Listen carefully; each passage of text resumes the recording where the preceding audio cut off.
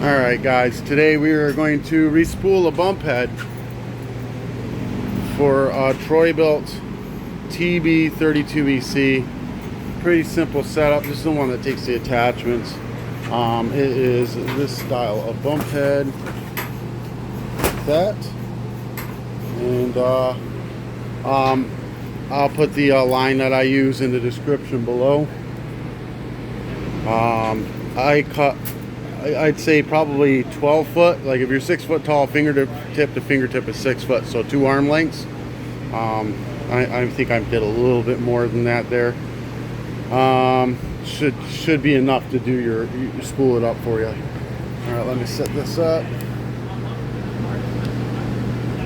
All right, so the first thing we're gonna do is take this off. So this looks nice and easy, counterclockwise, but sometimes it's a pain in the ass. Hold on. Right, so if you get one that's a pain in the ass, you get a pair of channel locks, and you just get a good grip on it, hold this side, and pop it free. Sometimes even it'll slip inside. This comes off, and it'll just keep turning. You'll kind of feel it clicking. It's just a bolt inside of it, you know. So if you just cut it like a pizza, a bunch of slices, and start grabbing with pliers and ripping it off, you'll get to that bolt and you can get it out. I'll put the whole bump head. You just need to get a whole new bump head at that point. I'll put that in the description below. And pop this off. All right. There's a spring. It comes off, so make sure you got that to the side where you don't lose it. It's important that you have that. You get your line out, find your 2 ends.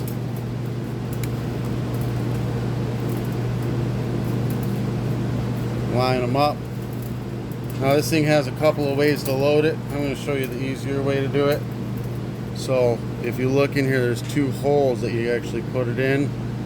But if you look, there's also a slot. I always use the slot, not the holes, because the holes you got to stick them in and then bend it backwards to go around. The slot, you just make a loop. So once you got the 2 ends, you start pulling it through your hands until you get to, hold on,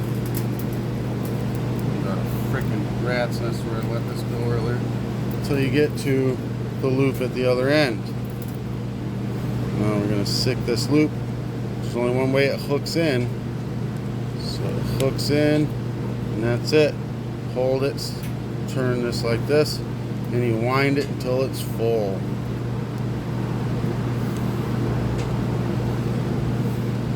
Usually they'll have a direction arrow on the back of them.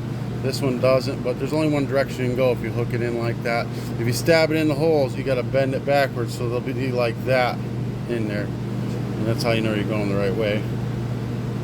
But I find that keeps you from getting as much line in there. It's just a pain in the ass in general. I use the smooth round line. All that fancy stuff with the angles and the triangles and the, all that stuff is it just gets stuck in here and won't come out. So you get this thing wrapped until it's full. I'm using 095. It's commercial line. It's just stronger. If you look at the bottom here, it says what size is 095. What is that? 080 or 065. I'm using 095. And we're pretty full here, so I'm gonna find the 095 slot.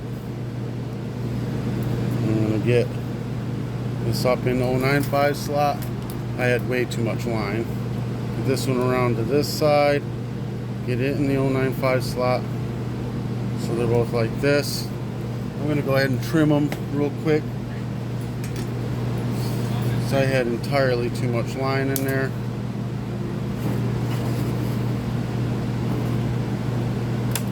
Like so. There, that's it. Now we're going to get this guy back up under here so you can see it. We're going to set this one through here and get the other one through the other side. Get the spring in the bottom of it. Get it set down in place. Kind of line up. We want to line up where it's hooked in to the actual hole. Get it shoved down in there. Then once you got it in there, you can pull on each side and it'll pop it out of that.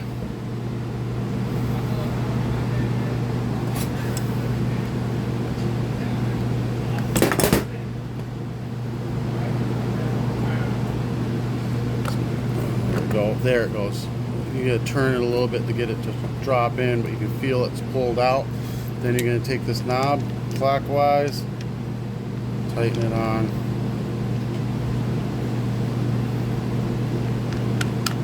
All the way, just finger tight, and then you let go of that, boom, that's where it is.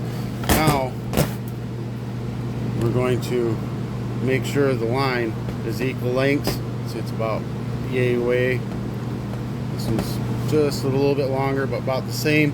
You want it inside this metal blade here, so you want it too longer, it starts wrapping up. And then you just bump head it after that and you're fine.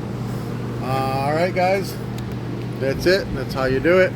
Easy peasy. I'll put the line I use is a HIPA product.